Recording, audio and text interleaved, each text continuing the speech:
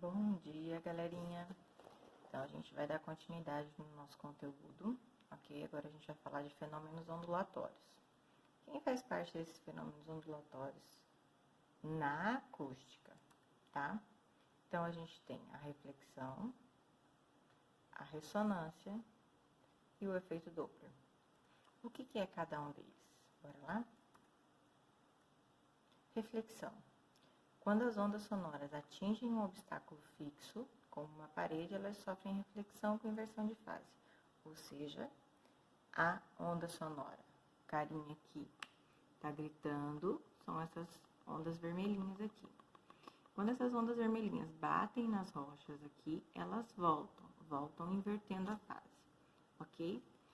Notem que esse número 17 aqui, essa distância de 17 metros, ela é importante. Vamos ver por quê.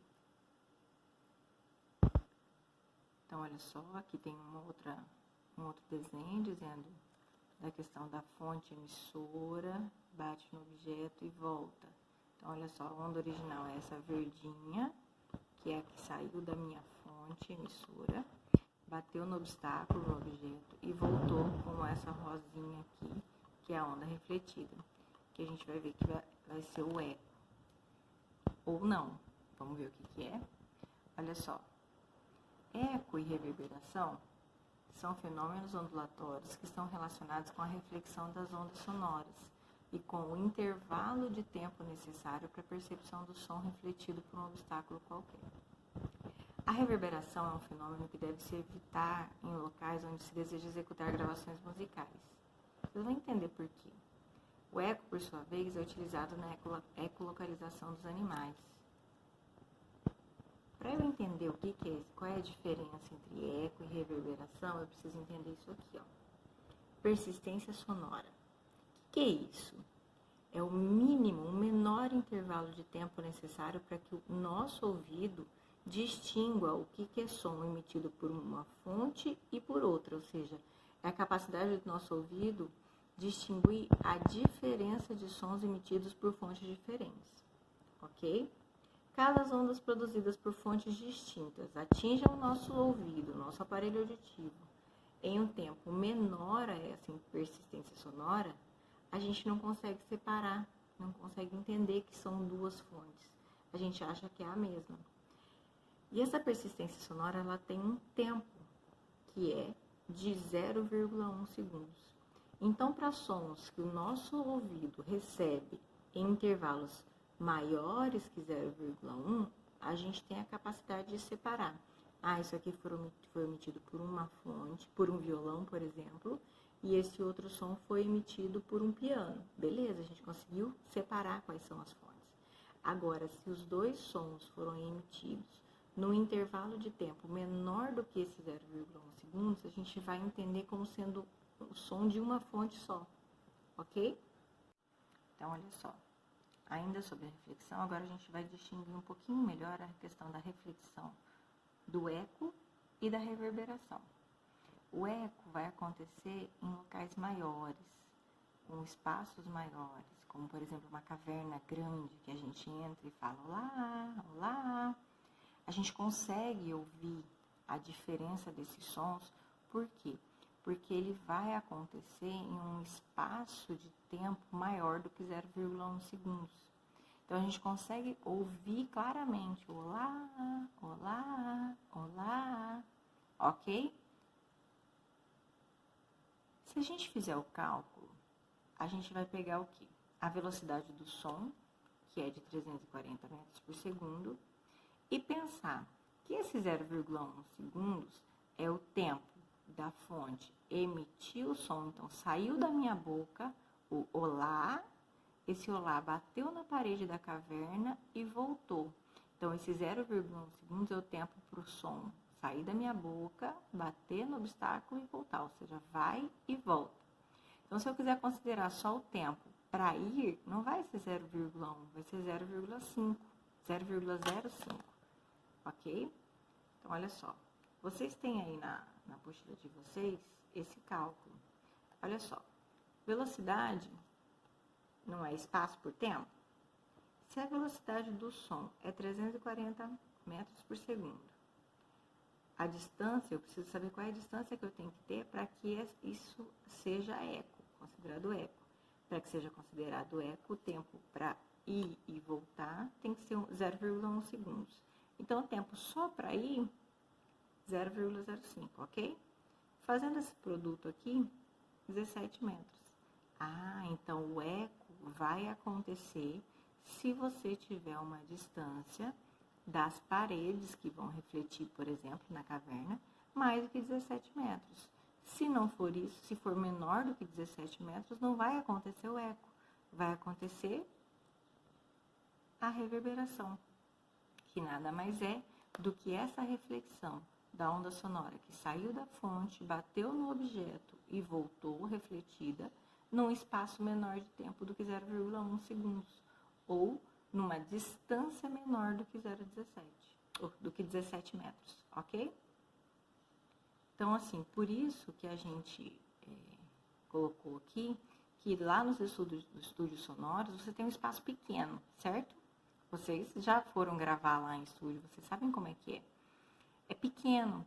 Então, se eu não tiver um revestimento de proteção para essa reverberação, fica muito ruim para fazer essas gravações.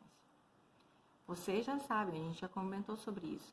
Por que quando a gente canta no chuveiro, parece que a gente é um verdadeiro cantor? Porque, na verdade, a gente está cantando, a nossa voz está batendo nas paredes do banheiro e voltando nesse intervalo de tempo pequenininho. E aí a gente acha que a gente está cantando muito, por quê? Porque a gente tem o reforço da nossa música, certo? Uma outra aplicação da reflexão é o ultrassom. O ultrassom nada mais é do que a reflexão de ondas sonoras, ok? Só que a gente consegue fazer uma leitura através de imagem. Então, é a técnica de geração de imagens que usa ondas sonoras de alta frequência e seus ecos, ok? O que é a ressonância, que é um efeito de reflexão?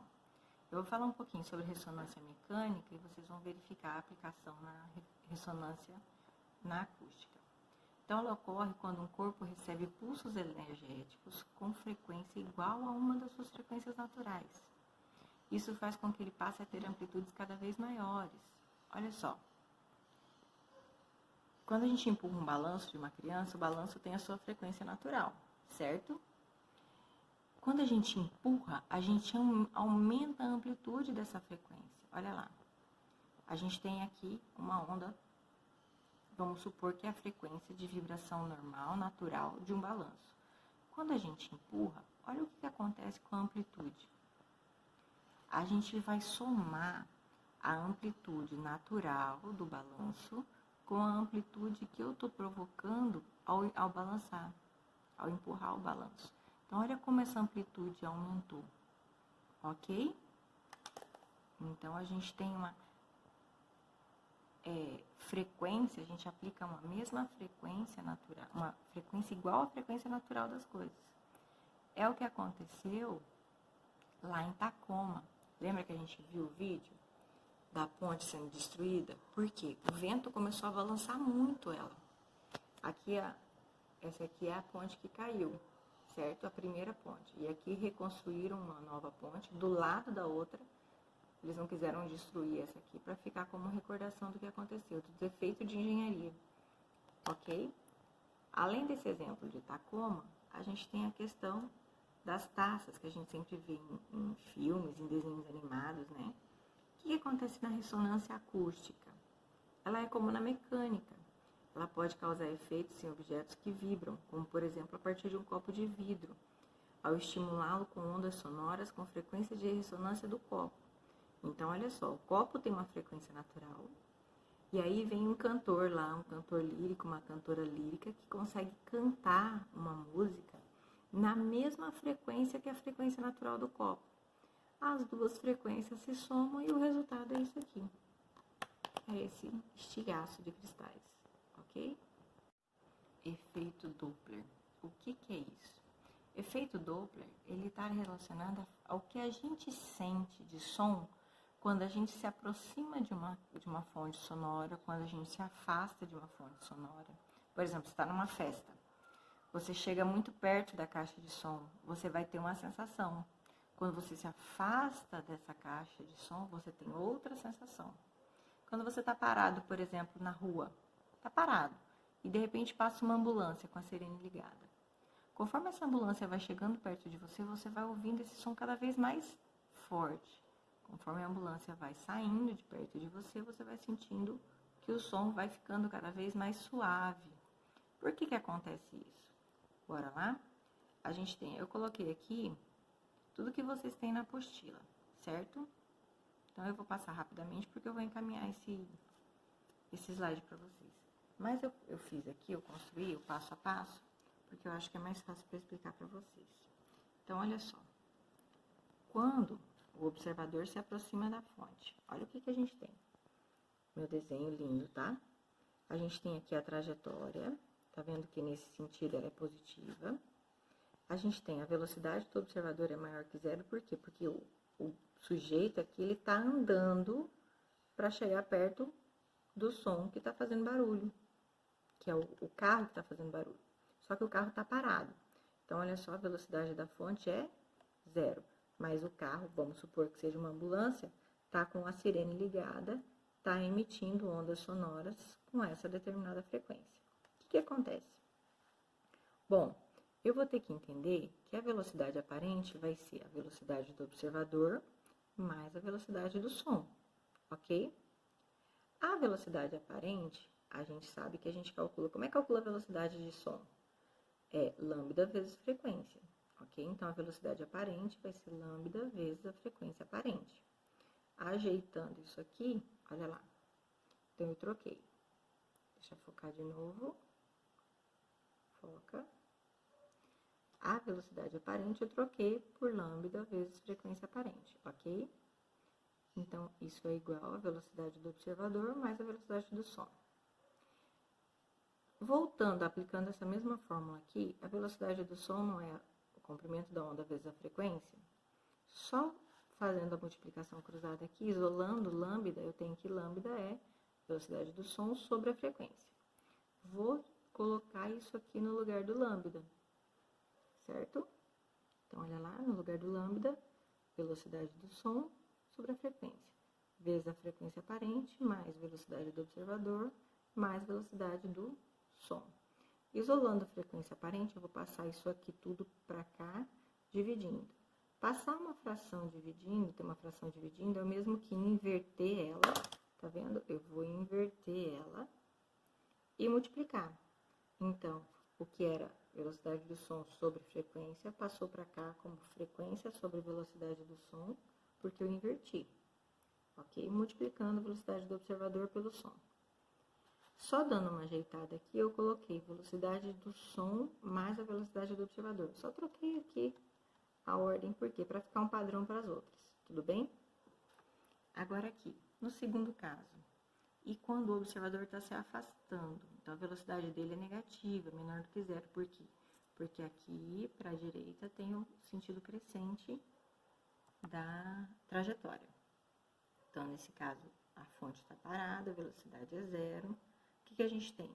A gente vai ter uma readequação dessa fórmula. Aqui eu estava somando as velocidades, aqui eu vou subtrair as velocidades, ok? É a única diferença. Então, quando o observador se aproxima da fonte, eu somo as velocidades. Quando o observador se afasta da fonte, eu subtraio as velocidades, ok? Agora aqui, quando o observador está parado, velocidade zero, e a fonte é que se aproxima, tá vendo? O carrinho está indo em direção ao observador. Então, aqui ele está parado e aqui é a ambulância que está se aproximando dele. Como eu disse, ele vai sentir esse som muito mais forte. E aí, o que vai acontecer? Como a fonte está em movimento, o comprimento dessa onda vai ser o comprimento da onda menos a variação de espaço que ela sofreu, ok?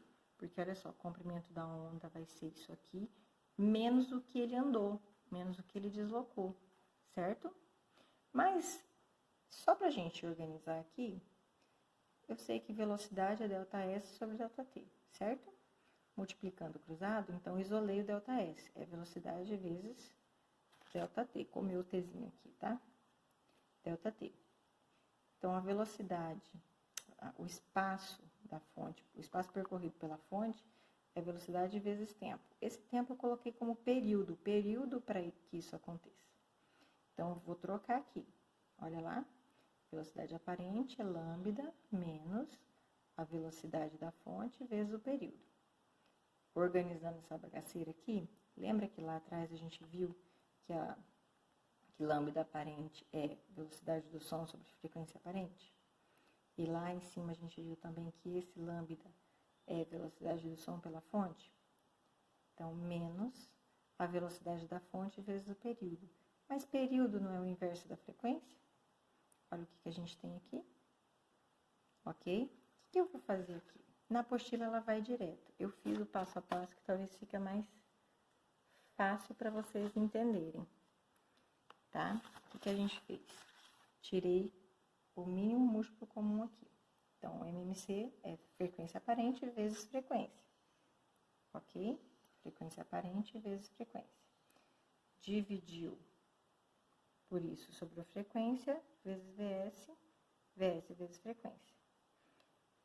Frequência aparente vezes frequência. Dividir por frequência, sobra a frequência aparente vezes VS. Sobra a frequência aparente vezes VF. Ok? Como eu tirei o MMC de todo mundo, eu cortei. Então, sobrou VS, velocidade do som vezes a frequência, igual frequência, frequência aparente vezes, vezes a velocidade do som, menos a frequência aparente vezes a velocidade da fonte. Frequência aparente, coloquei em evidência, certo? Então, ficou VS menos VF. Isso aqui tá multiplicando, eu passei para cá, dividindo. Então, como é que ficou? Quando o observador está parado e a fonte se aproxima. Frequência vezes velocidade do som sobre velocidade do som menos velocidade da fonte. Isso vai ser a frequência aparente, ok? Aí, para finalizar, fazendo a mesma analogia, ok? Só que agora o observador continua parado, mas a fonte se afasta. Fonte se afastando, a gente vai ter o quê? Uma soma de tudo isso.